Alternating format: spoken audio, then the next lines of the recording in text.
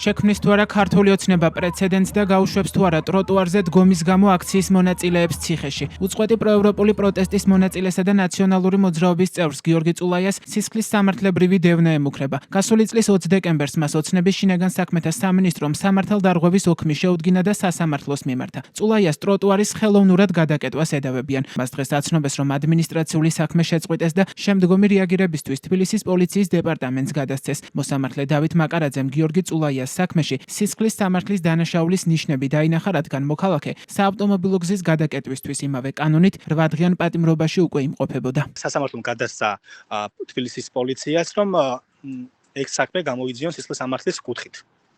შესაბამისად, მე დაკავებული ვიყავი 22 ოქტომბერს გამასამართლეს 8 დღით ვიჯექი გზის გადაკვეთის გამო, შემდეგ უკვე ტროტუარზე დგომის გამოც ჩამინიშნეს პროცესი და შესაბამისად ამ ორ საქმეს ერთი კვალიფიკაციით და ერთი შეფასებით სასამართლებრივი შეფასება მისცეს.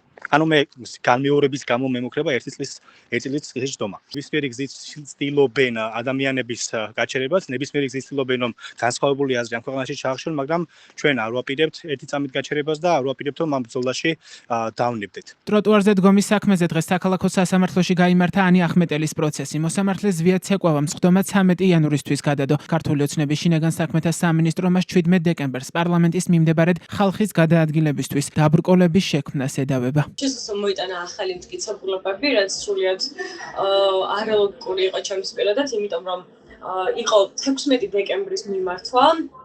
თვითონ ამბობენ რომ 16 დეკემბრის არის, იმიტომ რომ ამოღებული ქონდათ სოციალიდან ვიდეო მასალა, არ ეწერა არც თარიღი, არც დღე, არც თვე, არც რიცხვი და იყო რომ პოლიციის ერთ-ერთი უფროსი მიმართავდა აქციის მონაწილეებს, რომ დაშლილი იყვნენ და თუ კიდე განმეორდებოდა შეკრება, მაშინ ზომებს მიმართავდნენ. ამის საპირწონედ იყო მოტანილი 25 დეკემბრის ჩემი ინტერვიუ.